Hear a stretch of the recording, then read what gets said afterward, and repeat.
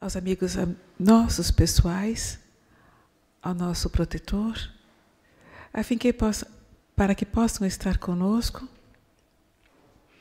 neste momento que é sempre sagrado, que é o momento onde nós nos unimos com o nosso Pai, com o nosso Mestre, para as devidas instruções do nosso coração, do nosso sentimento mais profundo.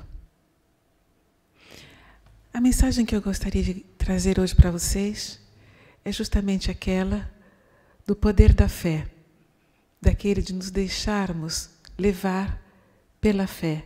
Mas o que é a fé, na verdade? Podemos traduzi-las em tantas informações, em tantos sentimentos, mas se diz que a fé é aquele dom de deixar-se quase colar nos braços do Pai, de nos entregarmos, de confiarmos aos desígnios de Deus. Então eu me recordo, e talvez alguns de vocês até já conheçam, uma mensagem que se chama O Alpinista. Então se conta de um alpinista que tinha o amor pelas montanhas, pelo risco de escalar montanhas, e um dia ele estava escalando uma montanha muito alta, e embaixo ele olhou para trás e viu que tinha ainda como se fosse assim, muitas nuvens. Ele não conseguia ver o chão, digamos assim. Quanto mais ele subia, menos ele via o chão, menos ele via a terra. E ele estava muito feliz. Mas no momento parece que ele vacilou, pôs o pé e escorregou e caiu. Mas nós sabemos que os alpinistas, eles são ligados a uma corda, de maneira tal que se eles caiam, tem a corda que segura, que protege. Então diz que ele foi caindo, em um certo momento a corda puxou e ele parou. E diz que naquele instante ele levou um susto muito grande e como nunca ele pensou em Deus. E disse, meu Deus, eu estou para morrer, o que está acontecendo? O que é que eu faço? Por favor, me ajude. E não escutava nada. Estava ali pendurado. E estava frio. Era muito cedo, uma região de neve, e ele ali pendurado naquela corda, e ele olhava e ele não via o chão. Ele não tinha noção de quantos metros ele estava do chão. E ele chamava, gritava, e ninguém o escutava. E ele não sabia o que fazer. O tempo passava, estava cada vez mais frio, até que ele resolveu finalmente fazer uma oração, pedir ajuda. Diz que ele se concentrou e com poucas palavras disse, Pai, eu nunca peço nada para você. Eu estou sempre muito distante, mas neste momento eu preciso de você.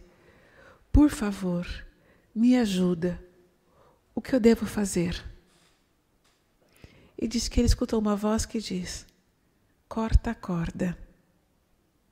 E ele pensou, cortar a corda onde ele estava amarrado.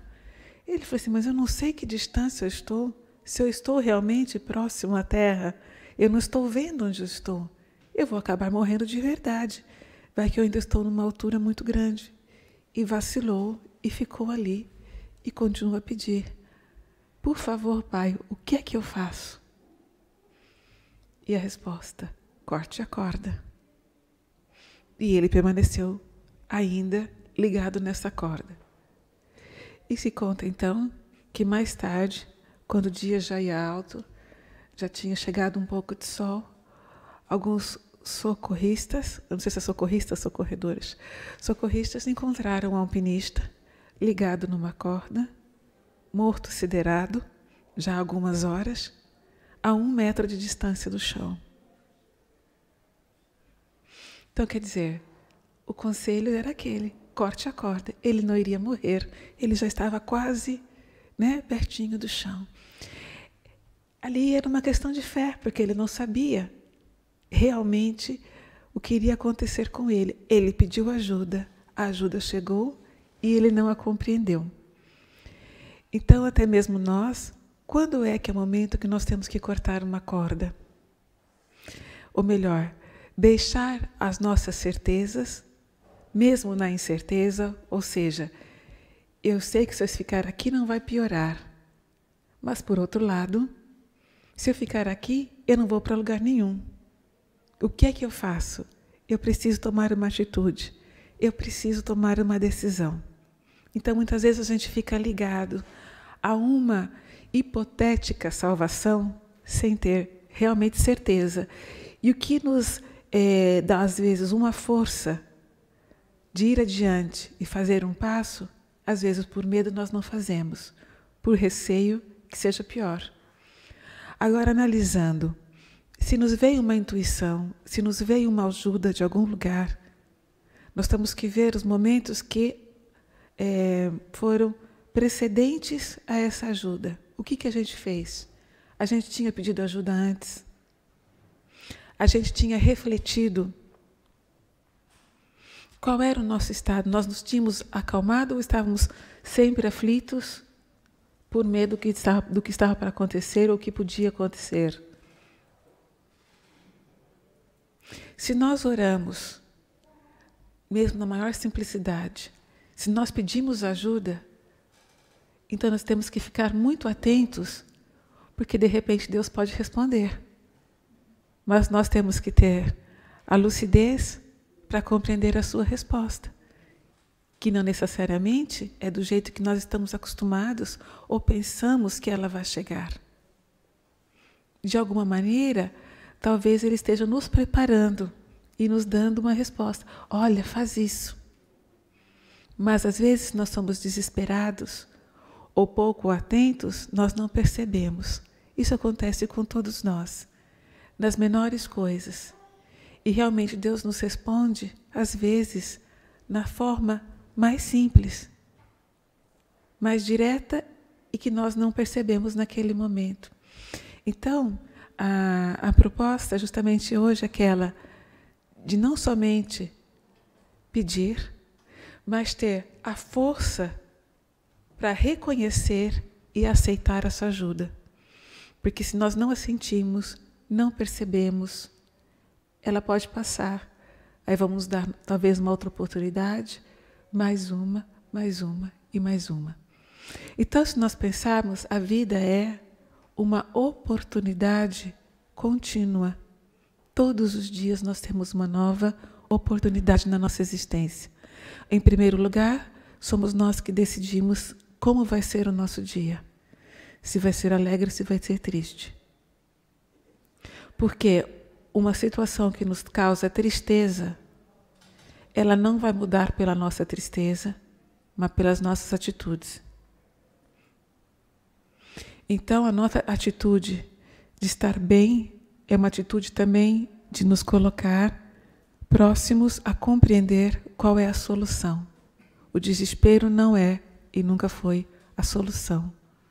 O desespero é como uma panela que está fervendo no fogo cheio de água. E quanto mais ferve, mais a água pula para fora, até ela ir evaporando. A calma é aquela que nos deixa mais tranquilos. A água deixa de ferver, volta para o lugarzinho dela, e se nós quisermos acrescentar mais um pouco, tem lugar.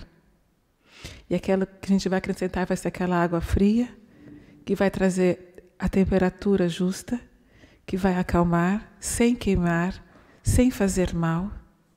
E talvez aquele pouquinho de água fria traga também, naquele momento, a solução para o nosso problema.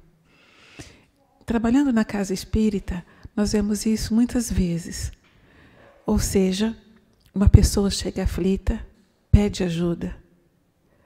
A casa espírita, ou pelo menos quem está diante do trabalho naquele momento, tem uma intuição. Diz isso para esta pessoa, aconselha a fazer assim. Todavia não quer dizer que a pessoa vá aceitar e colocar em prática. E às vezes, aquele remédio, entre aspas, homeopático, e que parece não ter valor algum, poderia ser a nossa salvação. Muitas vezes, nós nem sabemos como e por que chegamos em uma casa espírita. Vocês sabem, realmente, cada um, como chegou aqui hoje?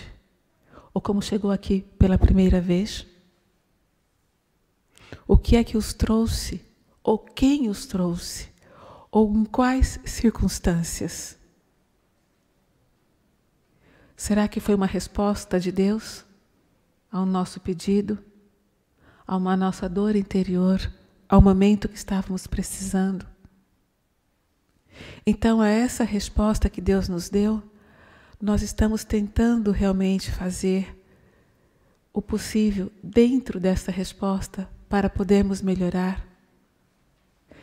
Não é questão de escutar palestras, é questão de colocar em prática na nossa existência. Alguns dias atrás, nós hospedamos na Itália uma nossa companheira brasileira. Ela começou a frequentar a nossa casa muitos anos atrás. Mas quando ela começou a frequentar, ela estava na Itália há 8 anos. No conceito dela, naquele momento, ela começou a frequentar a casa espírita porque ela se sentia sozinha. Ou seja, era brasileira, tinha se separado do marido que era italiano, precisava de companhia, de amigos. Aquelas questões que às vezes a pessoa está em família, tem um companheiro, etc, etc, e não se preocupa, outras vezes não tem muitos amigos. Então, no momento que se vê sozinho, entre aspas, no momento de uma separação, começa a procurar outras referências, outros amigos. Então, ela chegou até a casa espírita. E nós temos ainda fotos de quando nós fazíamos alguma atividade nos finais de semana, fora da casa espírita, mas reunindo o mesmo grupo, como se fosse uma família, como é aqui. E tenho fotos dela se divertindo, dando risada, e realmente conquistou um grupo de amizades na casa espírita que foi e serviu de suporte para o período de separação, problemas do trabalho e coisas assim. Mas ela tinha esse tipo de problemas que não eram relativamente graves em relação a outras pessoas que tinham problemas muito mais difíceis. E chegou um certo momento, porém, que ela decidiu de voltar ao Brasil. Ela tinha 2 filhas, uma morava na Itália e uma morava no Brasil. E essa filha que estava na Itália estava colocada com o trabalho, tinha a vida dela. Eu não cheguei a conhecê-la, ela nunca foi à casa espírita porque morava em outra cidade. E ela começou a achar que a filha que estava no Brasil tinha necessidade da presença dela, coisas de mãe. As 2 filhas já adultas, né? Ela decidiu de voltar para o Brasil. Então eram cerca de 3, 4 anos que eu não tinha mais notícias dela, a não ser alguma mensagem aqui e ali no Facebook. Até que um dia, eu estou viajando, eu ligo o celular um pouco mais tarde, eu vi que tinha algumas mensagens dela. Eu estava numa região que não pegava o celular muito bem, eu não tinha como retornar uma mensagem para o Brasil. E fiquei pensando, porque é um dia que eu tinha levantado mais cedo, era por volta de 5h30, 6 horas, e quando eu vi a mensagem, eu falei, mas por que será que eu não consigo dormir e por que será que tem essa mensagem?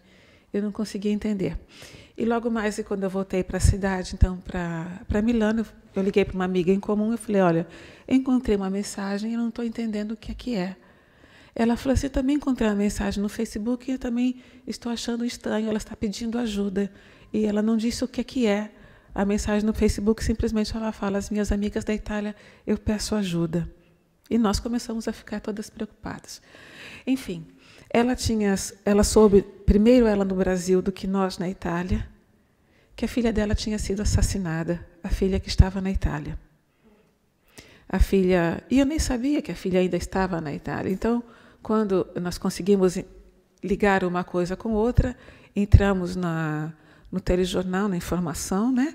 Aí tinha a notícia que estava noticiando que a noite anterior tinha essa moça brasileira, o qual o namorado tinha assassinado ela, e eles estavam procurando pela família. Então, simplesmente, ela ficou sabendo assim, o consulado ligando para todos os lados, e uma pessoa ligou para ela no Brasil e disse, a senhora sabe o que aconteceu na Itália? Ela não sabia. A sua filha foi assassinada, foi assim que ela ficou sabendo. Então, agora ela está vivendo essa situação toda, e quem perdeu um filho sabe bem o que significa, e principalmente uma mãe que está distante e não pode chegar imediatamente. recebeu a notícia, não tinha certeza, procurou os amigos na Itália para que alguém que estivesse na Itália pudesse se informar se era realmente, porque a primeira reação é, não é verdade. Qualquer um de nós, quando recebe a notícia de uma pessoa que desencarnou muito próxima, a primeira coisa é pensar, mas tem certeza? É verdade? Não se enganou? Era realmente essa pessoa, não é? Então, nós tivemos certeza que se tratava da filha dela, porque falou o nome, tinha fotografia, etc. E dali, então, ela conseguiu vir para a Itália dali a 3 dias, para reconhecer o corpo e todas as coisas que tinham que ser, e tinha que começar o processo, porque o moço foi logo identificado e já foi logo preso, então tinha que uma série de coisas que começou. Então, nós estamos acompanhando esse caso há cerca de 2 anos que aconteceu isso. Foi em agosto de 2013, quase 2 anos. Então, de tanto em tanto, ela teve que vir para a Itália algumas vezes, primeiro para reconhecer o corpo, depois para vir pegar as coisas da filha, decidir como que ia ser o enterro, todas essas práticas, não é? E depois vir para o julgamento, e uma coisa e outra. E, por fim, a imprensa italiana procurou, queriam fazer entrevistas. E ela falou assim, e ela falava assim, eu não sei como eu estou em pé, mas eu sei que Jesus está me segurando. E ela falava, hoje em dia eu sei porque eu cheguei na casa espírita. Naquela época eu não soube, mas ele estava me preparando. Porque ela falou assim, foi necessário que eu conhecesse o espiritismo aqui, que eu me tornasse espírita, que eu voltasse para o Brasil, para depois vir para a Itália buscar o corpo da minha filha. Mas se eu tivesse voltado sem ser espírita, sem ter amigos ou a casa espírita que me ajudasse aqui, ela falou assim, eu não sei o que seria de mim. Porque ela já estava separada do pai das suas filhas, então ela voltou para a Itália sozinha. Então foi todo o pessoal do centro que ajudou, que acompanhou, nos advogados, e toda a prática, digamos assim. Isso não é para dizer que a casa espírita, nesse caso, sabe Deus que coisa. Estou falando da questão da fé. Então, quando ela foi entrevistada pela televisão italiana, ela não sabia se eles iam compreender se ela falasse de espiritismo. Mas ela tentou, mesmo assim, dar uma mensagem. E nesses 2 anos que ela veio, cada vez que ela foi à televisão, ela foi dando mensagem para as mães que perderam filhos. É isso que eu quero dizer. Que foi o lado positivo, se podemos dizer, da questão. Que ela ia, então, perguntavam para ela os jornalistas, mas a senhora não está com raiva do rapaz que matou a sua filha? Ela falou assim, eu sinto muito pela minha filha, naturalmente. Mas eu não estou com raiva dele. Mas a senhora o perdoou? Ela falava assim, eu o perdoei. Mas como é possível a senhora perdoar que ele matou a sua filha? Ela falou assim, porque ele também tem pai e ele também tem mãe. Então não foi só a minha filha que morreu, ele também um pouco morreu com essa situação, a família dele também. Então, e ela ia explicando e conduzindo, de maneira tal que todos ficavam curiosos cada vez mais de saber aonde ela encontrava forças para não se desesperar na situação na qual havia acontecido tudo mais. Então ela começou a falar simplesmente da fé, da força da fé, da necessidade e dessa força que nos segura e, por um lado, de cometer um desatino e, ao mesmo tempo, que nos dá a força para nos deixarmos levar e deixar que Deus, por um momento, nos conduza. Quando tem um momento que nós não conseguimos mais caminhar sozinhos, ela fala assim, Pai, me leva. Então ela fala que ela se deixou levar e foi aí nesses momentos que ela encontrou um grande conforto e uma grande ajuda. Então, quando nós vimos na casa espírita, um motivo tem. Então, é tentar, o mais possível, nos ligarmos com o plano espiritual, com todo o ambiente, para podermos absorver cada um de nós aquelas gotinhas que vêm do alto, como se fosse um medicamento homeopático. Uma gotinha aqui, uma gotinha ali, outra lá. Todos nós recebemos essas gotinhas de fé, essas gotinhas de ajuda, cada vez que a gente entra na casa espírita. Não podemos pensar, ajudou aquele e não ajudou a mim. Por quê? Por que eu sofro mais? Por que aquela ali tem mais sorte do que eu? No modo mais absoluto. Todos nós recebemos a nossa gotinha de amor, de vibração, de ajuda, de socorro, intimamente para o que nos preocupa. Está a nós sabermos realmente valorizar essa gotinha e fazer que ela se expanda e realize em nós o melhor para nós mesmos. Essa é a minha, por assim dizer, a minha pílula de hoje, de pensamento. O poder da fé. Então, se hoje nós estamos aqui, é porque nós temos essa fé, ou estamos procurando, ou queremos fortalecer. Mas de sentir profundamente que essa fé, que essa gota de fé, chega até nós, que o Pai realmente não abandona ninguém. Que Jesus nos abençoe.